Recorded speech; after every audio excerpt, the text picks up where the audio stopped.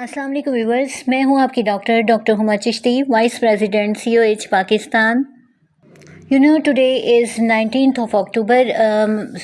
19 अक्टूबर जो है वो world paediatric bone and joint day के तौर पे जाना जाता है और एक हेल्थ केयर इवेंट के तौर पे इसे मनाया जाता है।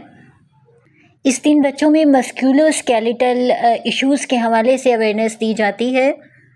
मसल्स से रिलेटेड, स्केलेटन यानी बोन से रिलेटेड, और बच्चों की ग्रोथ के साथ साथ जो प्रॉब्लम्स सामने आती हैं वो बच्चों में या टीन एजर्स में हो, उन्हें देखा जाता है, डील किया जाता है और अवेयरनेस दी जाती है।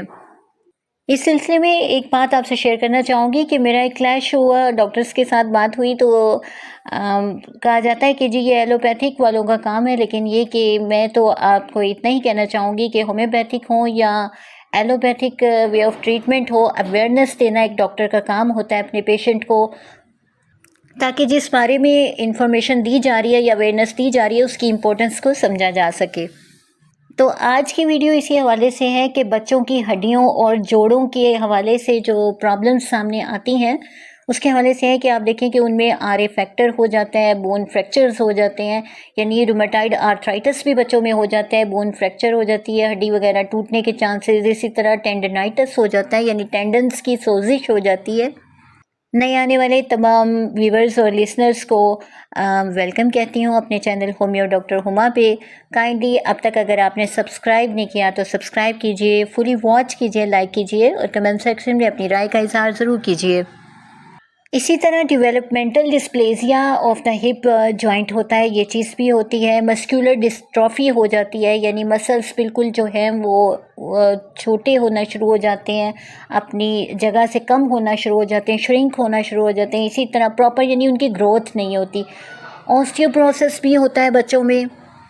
यहाँ एक चीज़ आपसे शेयर करना चाहूँगी कि चाइल्ड ओबेसिटी इस सिलसिले में बहुत रोल करती है, क्योंकि ओबीस जो बच्चे होते हैं, मोटापे का जो शिकार होते हैं, उनमें आर्थराइटिस के चांसेस ज़्यादा होते हैं। 1000 में से एक बच्चे को आर्थराइटिस हो जाने के पूरे चांसेस होते हैं और ये एडल्ट्स तक भी जाता है। ये प्रॉब्लम बच्चों में अगर स्टार्ट हो तो एडल्टहुड तक भी चलता है और अगर ट्रीटमेंट नहीं किया जाए तो बच्चे की तमाम तर उम्र पेन की नज़र हो जाती है। मोस्टली ये बॉयज़ में और टोडलर्स में ज़्यादा होता है, यानी रेंगने वाले जो बच्चे होते हैं उनमें और छोटी एज में। यहाँ आपसे स्टैट थोड़े से शेयर करूँगी। सेप्टिक आर्थराइटिस जो है 52% ये हो जाता है। इसी तरह 44% ओस्टियोमाइलिटिस होता है।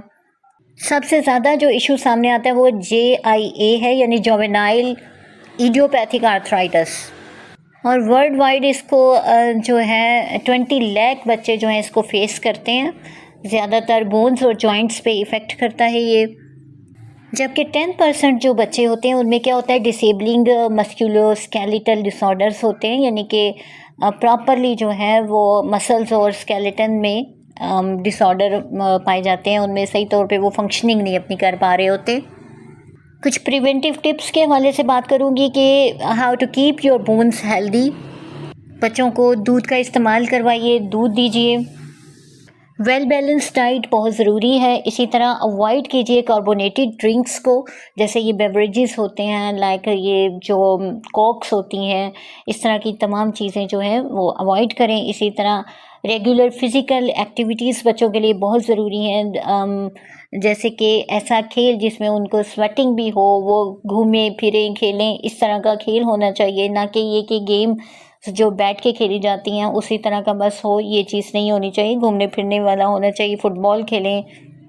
इनफ प्रोटीन मिलनी चाहिए बच्चों को। इसी तरह plenty of vitamin D and K होना चाहिए उनकी डाइट में, और हेल्दी वेट जो है उसको स्टेबल करना और मेंटेन करना बहुत ही ज़रूरी है। तो आज के लिए इतना ही। किसी नेक्स्ट टॉपिक तक के लिए इजाज़त दीजिए। मुझे अपनी दुआओं में याद रखिए। अल्लाह हाफिज़।